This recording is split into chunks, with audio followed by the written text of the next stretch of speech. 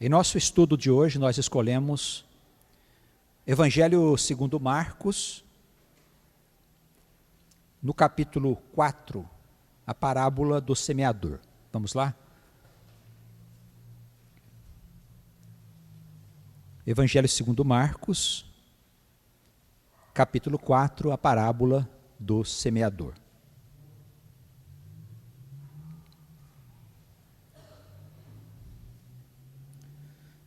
Nós vamos ler e depois comentar as passagens que mais se destacam.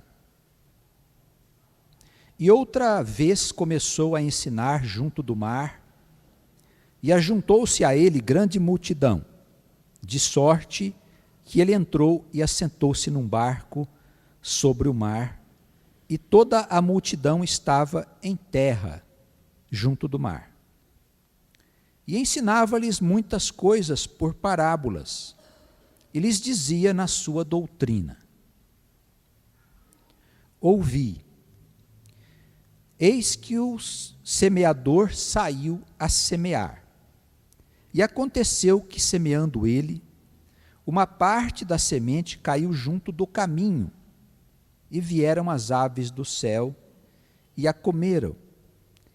E outra caiu sobre pedregais, onde não havia muita terra, e nasceu logo, porque não tinha terra profunda. Mas, saindo o sol, queimou-se, e porque não tinha raiz, secou-se. E outra caiu entre espinhos, e crescendo os espinhos, a sufocaram, e não deu fruto. E outra caiu em boa terra, e deu fruto, que vingou e cresceu. E um produziu 30, outro 60 e outro 100. E disse-lhes: Quem tem ouvidos para ouvir, ouça.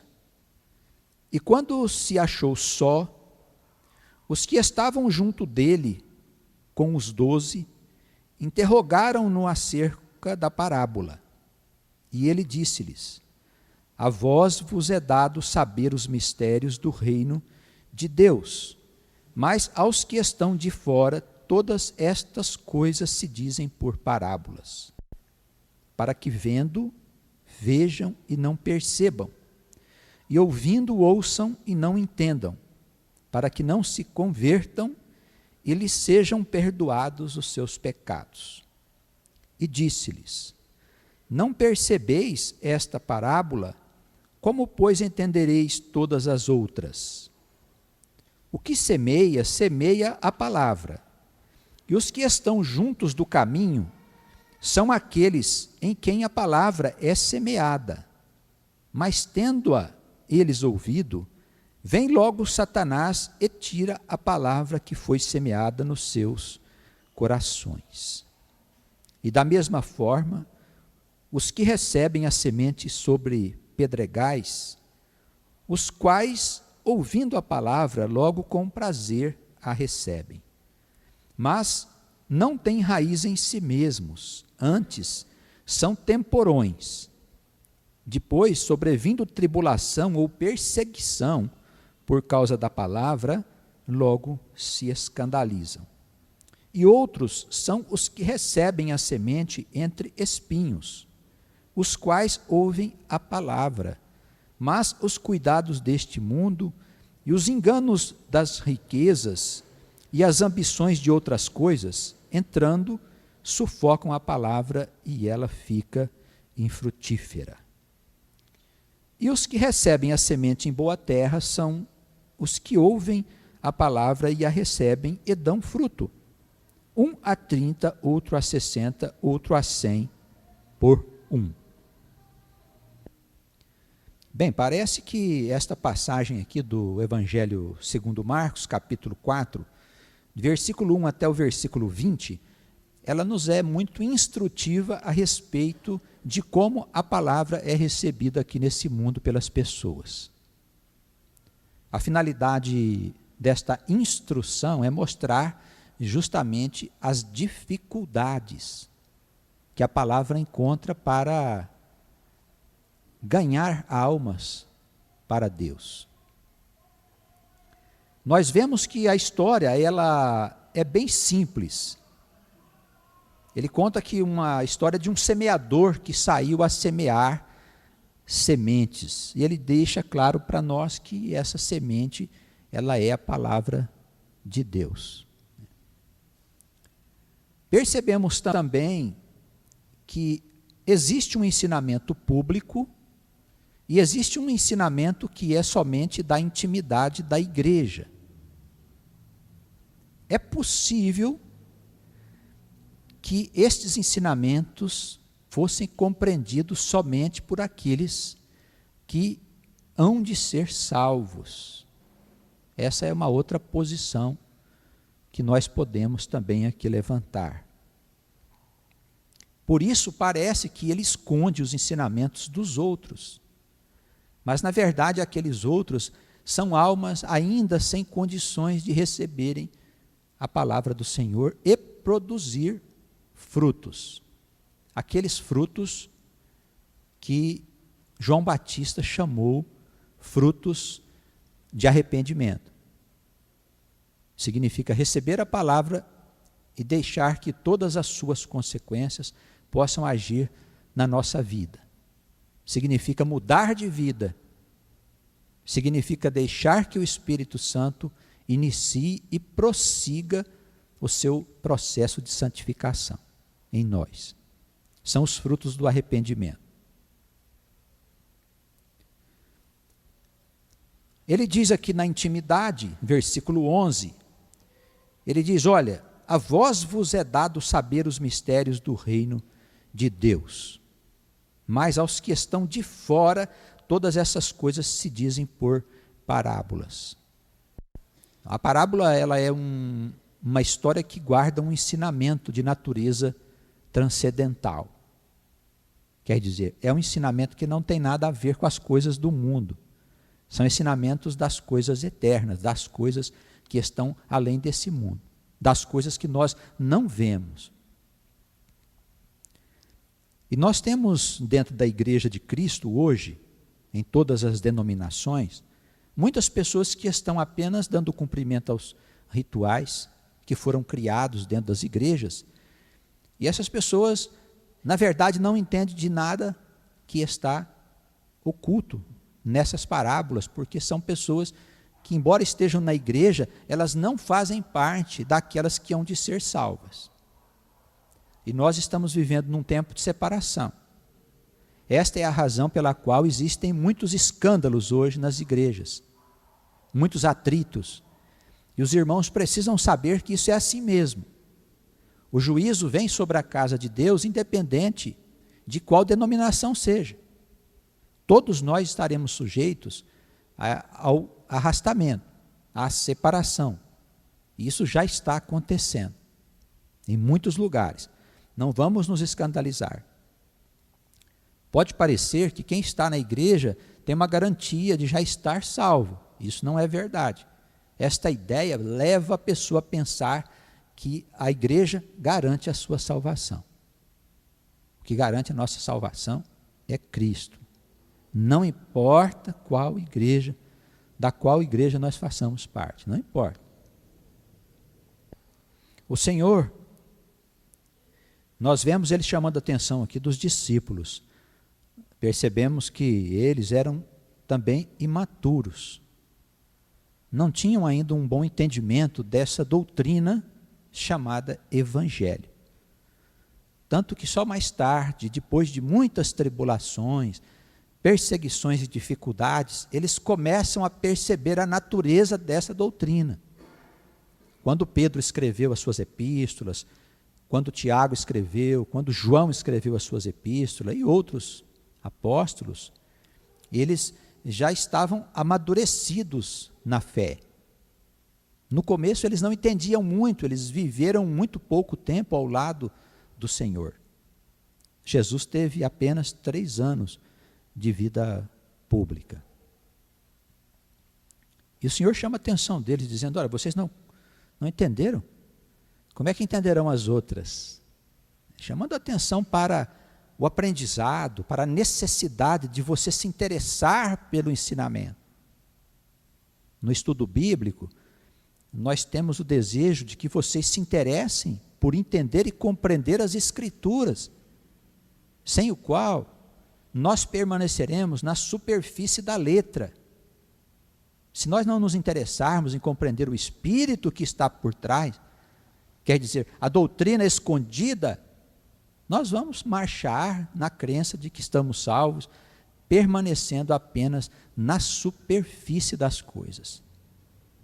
E isso não é bom.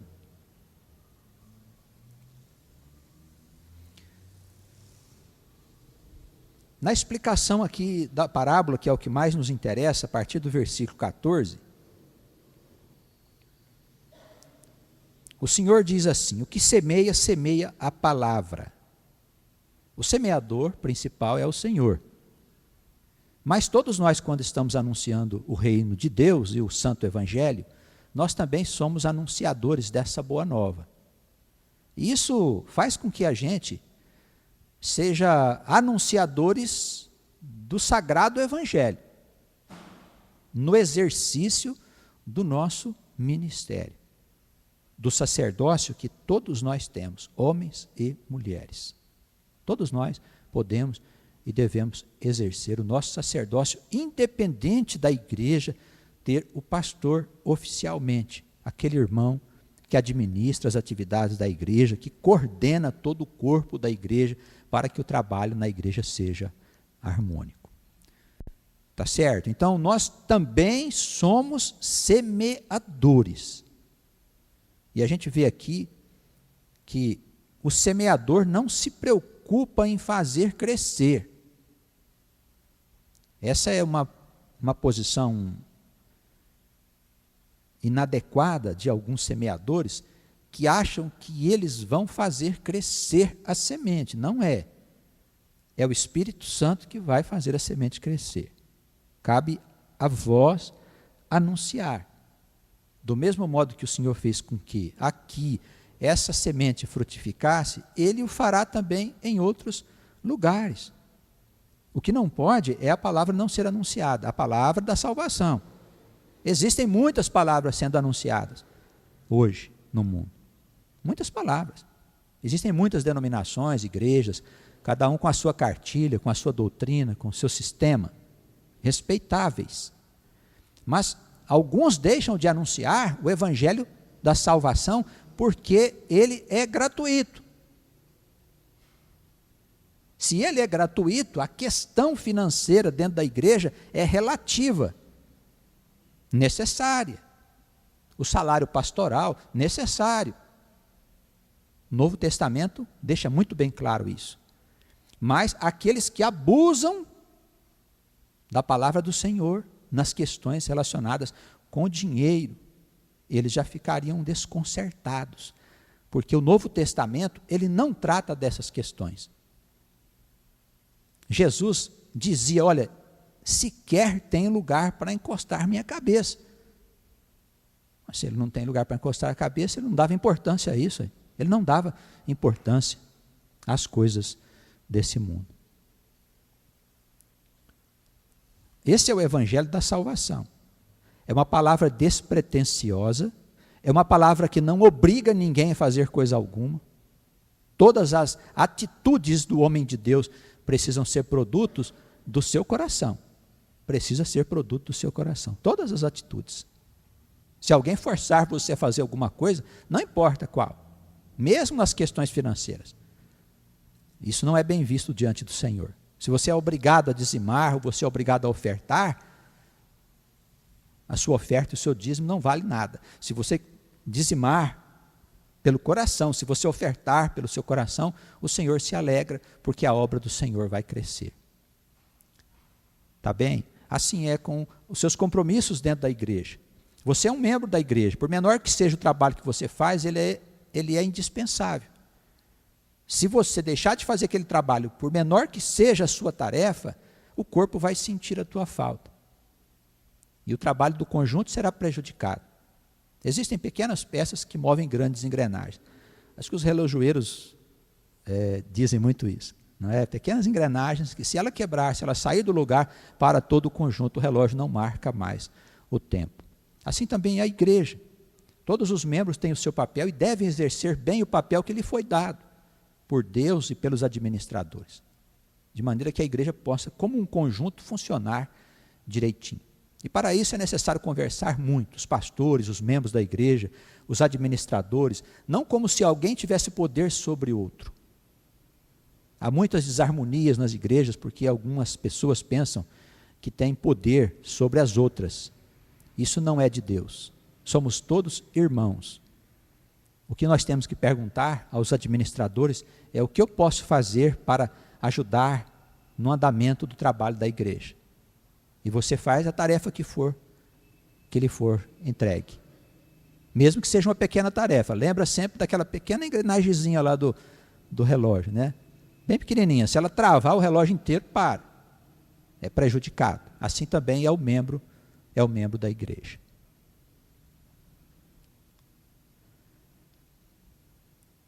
Busquemos esses ensinamentos com maior interesse. Por isso o Senhor chama a atenção aqui dos irmãos, naquela época os seus discípulos, no versículo 13. Somos semeadores. Ele fala no versículo 15 de algumas pessoas, de um terreno, de uma semente que havia caído junto do caminho. A palavra foi semeada no coração dessas pessoas, mas eles somente ouviram com os ouvidos, mas o espírito desse mundo veio logo e tirou a palavra que foi semeada naqueles corações. Alguém vem, ouve, mas não existe ressonância. A palavra ela não toca as fibras do coração.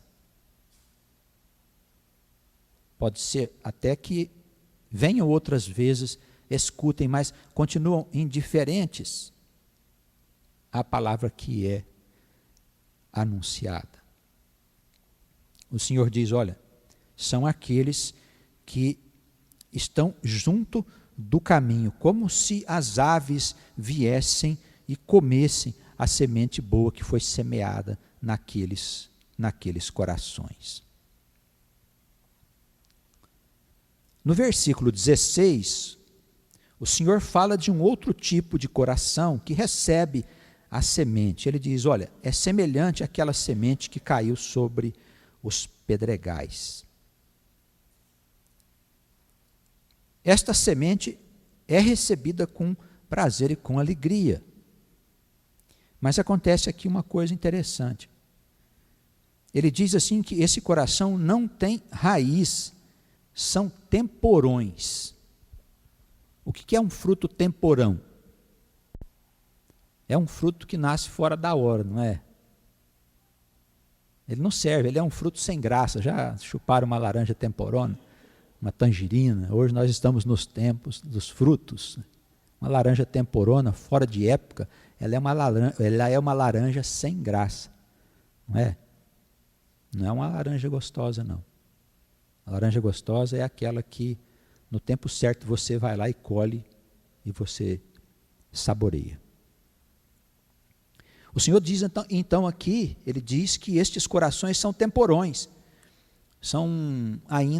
estão fora de época, não é época ainda da palavra frutificar. Eles recebem até a palavra com alegria.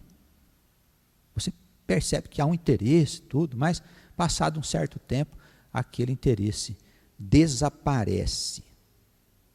Por que desaparece? Ele diz assim, por causa da tribulação ou da perseguição causada pela palavra. Isso significa que quando nós recebemos esta boa nova, com toda certeza teremos que enfrentar dificuldades para que ela seja vivida. É um parente nosso que chega e diz que nós estamos nos desviando da normalidade, que nós estamos nos envolvendo com pessoas fanáticas, com pessoas loucas. Por quê? Porque a palavra propõe tirar o pobre coitado da sua vida de pecados. Hoje é até uma ofensa você dizer, olha, você não deve adulterar, você não deve mentir, você não deve se entregar aos prazeres da sexolatria, à prostituição, porque o diabo convenceu o mundo que as pessoas têm direito de fazer como elas bem entendem. Elas vão fazer, eu quero ver depois eles conter as massas fazendo loucuras. Eles vão deixando. Os homens que governam deveriam fazer um movimento para impedir os excessos, porque democracia não significa liberdade plena. Eu posso fazer aquilo que eu quero. Não. Existem regras, limites. Os limites estão sendo todos os dias rompidos. Hoje mesmo eu estava olhando a banca pela manhã antes de vir para a igreja e estava vendo uma reportagem sobre a maconha. Aqui em nossa cidade o pessoal quer fazer uma passeata aí para a liberação da maconha. Até o Superior Tribunal de Justiça, o Supremo Tribunal Federal, tem dificuldade para lidar com essas coisas, porque eles ficam presos no sentido da letra, e como a letra mata, ela não pode produzir o bem. Simplesmente os juízes podiam proibir a marcha. Sabemos que é uma coisa nociva. Ora, são muitas, inúmeras reportagens mostrando que a maconha é um caminho para as outras drogas. Existem algumas pessoas que usam maconha e não vão para as outras drogas, mas é um número maior, com toda certeza. As pessoas usam drogas porque são infelizes, porque as suas vidas não têm sentido. Então a droga faz com que elas possam sonhar. E essa insatisfação ela não é sustentada por um determinado tipo de agente químico. Depois de certo tempo ele precisa usar um agente mais forte. E daí vai para a cocaína, vai para o crack, vai para a heroína, para tantas outras drogas, que as pessoas não sabem o que fazer. Eu estava vendo uma reportagem no Canadá, numa daquelas grandes cidades, eles mostrando que hoje há uma equipe enorme de médicos e enfermeiros e veículos e tudo mais, e recursos para poder ajudar o pessoal a se drogar. Como eles não têm jeito de conter o uso da droga, então eles distribuem seringas, distribuem um medicamento para que a pessoa não tenha overdose de heroína. E aquelas pessoas têm que tomar 3 doses de heroína por dia. E aparecem as pessoas se drogando, enfiando, como não há veia mais, já enfia no pescoço, pessoas caídas para o chão, aí vai lá uma pessoa, enfia uma agulha aqui na jugular do sujeito, injeta o remédio para poder tirar ele daquela overdose que ele tomou, porque se deixar lá vai morrer. Então eles não têm o que fazer com aquela multidão de drogados. Existem casas para eles ficarem lá, lugares para eles poderem se drogar. Existem postos, como postos de saúde, onde eles vão lá para se drogar. O governo oferece para eles, sem que eles se infectem de AIDS e de outras coisas mais. Ora, mas se os nossos senhores juízes, as nossas autoridades estão vendo que isso é extremamente nocivo, por que vão permitir? Em nome da liberdade? Ora, você tem a liberdade desde que a liberdade não leve a alguma coisa que seja nociva para a comunidade. Se for nociva, a comunidade deve impedir. A liberdade não é plena. Infelizmente, as letras e os debates levam a permitir tais coisas. Falta discernimento e conhecimento da verdade, infelizmente, né? Infelizmente. Bem,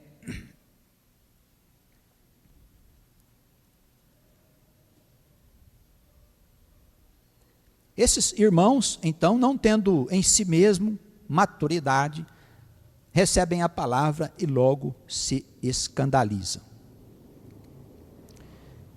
Outros recebem a palavra no seu coração, versículo 18. Mas acontece aqui uma outra preocupação que os afasta da palavra. O Senhor diz, é semelhante a uma semente sufocada por espinhos. caiu na boa terra, mas naquela terra tem espinhos. Ela começa a se insinuar, e os espinhos, a erva maligna, ela vai destruindo, vai sufocando, vai acabando com o poder daquela palavra de produzir frutos. E o que são esses espinhos? No versículo 19, o Senhor deixa claro os cuidados desse mundo, as riquezas e ambições. Olha, todos nós vivemos num mundo onde nós temos que trabalhar, ganhar, pagar as nossas contas. Mas existem perigos, ambições, riquezas, preocupações. Estas coisas são como espinhos na nossa vida, sufocando os frutos que a palavra de Deus pode produzir em nós. Temos que ter muito cuidado. E pedir ao nosso Deus que não nos dê além do necessário para a nossa vida modesta. E deixemos essa modesta nas mãos do Senhor. Amém? O amor ao dinheiro é a raiz de todos os males. Palavra do Senhor. Espinhos poderosos que sufocam, que destroem qualquer possibilidade de alguém ir adiante. Não vamos permitir. Vamos orar, vamos implorar ao Senhor que afasta de nós estes espinhos e que deixe que nós nos alegremos nas coisas do Senhor, nas coisas da igreja, em tudo que nós formos fazer na igreja, que o Senhor nos conceda a alegria do Espírito. Porque assim a gente fica vacinado. A alegria do mundo depende do ter. A alegria do mundo depende do ter. Nós estamos na igreja e podemos ter alegria sem ter. É de graça. De graça. Finalmente, aqueles que recebem boa terra, semente, eu espero que sejam todos os irmãos aqui reunidos, sejam essa boa terra, né?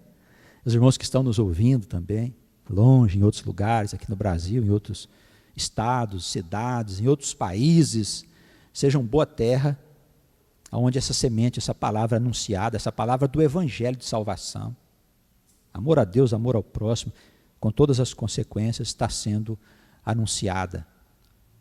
Seja boa semente plantada nos nossos corações para produzir muitos e bons frutos. Anunciando, você anuncia, não tem necessidade de correr atrás para fazer crescer.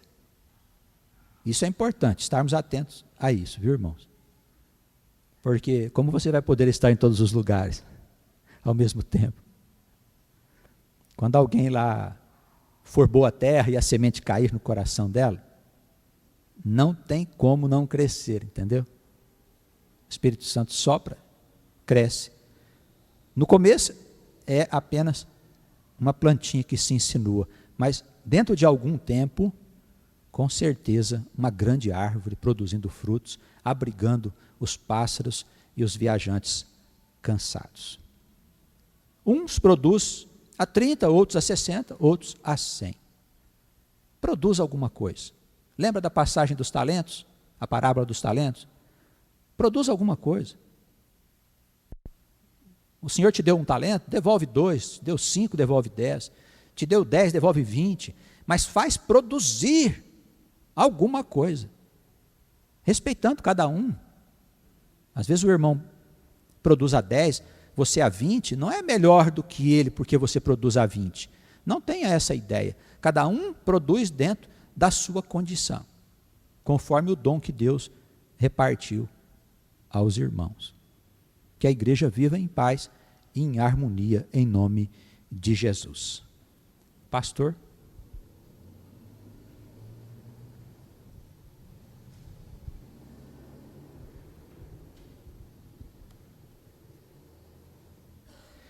Sem dúvida, essa é uma das mais belas parábolas contada por nosso Senhor Jesus Cristo. E este tempo, esta semeadura, nós acreditamos que é hora agora da colheita. A semente foi plantada, mas chegou a hora da colheita. Em outras parábolas, o Senhor se referiu a este tempo novo, a este tempo que é chegado, o momento onde vai haver uma separação do joio e do trigo. E nós estamos inseridos nesse momento, vivendo este tempo, e graças a Deus é assim. Existem alguns até que lamentam. Nossa, mas no passado parece que as coisas eram mais tranquilas, e nós vivemos um tempo bastante conturbado, atribulado. Mas não é para lamentarmos, é para darmos glórias a Deus e a Jesus, porque nós estamos tendo a oportunidade de viver um momento bastante urgente, bastante delicado e sério da sociedade. Então, como disse o Senhor, também por parábolas, haverá mais honra àquele que trabalhar no momento final, no momento da colheita. Porque quem viveu no campo sabe das tribulações e dificuldades do momento da colheita. O plantio, o cultivo, o cuidar, requer todo um trabalho também, mas o momento da colheita é mais grave. E no que se refere à colheita daqueles que serão colhidos e recolhidos para o Senhor, a parte dos que não serão, também é bastante urgente. E também por parábolas o Senhor disse, a seara é grande, mas poucos os ceifeiros. Então eis aqui, por meio de diversas parábolas, o Senhor nos convidando a participar do seu reino e também anunciando a sua palavra. Essa que tem trazido muitas alegrias a nós, porque estávamos mortos e agora vivemos. Essa mesma palavra deve ser anunciada por nós. O pastor falou durante a pregação e agora mais para o final da gravidade e da influenciação do inimigo de diversas maneiras, enganando o homem com mentiras acerca do mundo, mostrando que ele tem muitas necessidades humanas e materiais.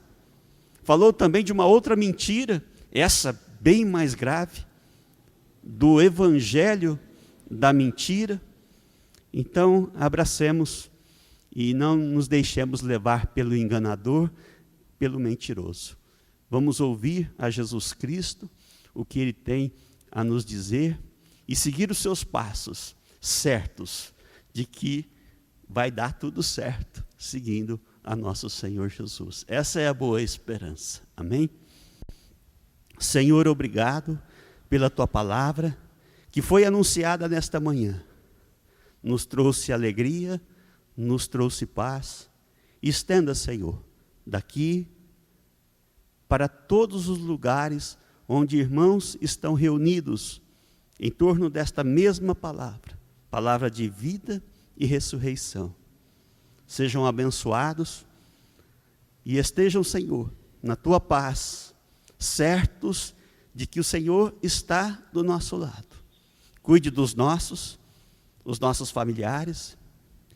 Sejam, Senhor, também abençoados e estejamos todos em torno de Ti, porque és o nosso Salvador. Obrigado, Senhor. Amém.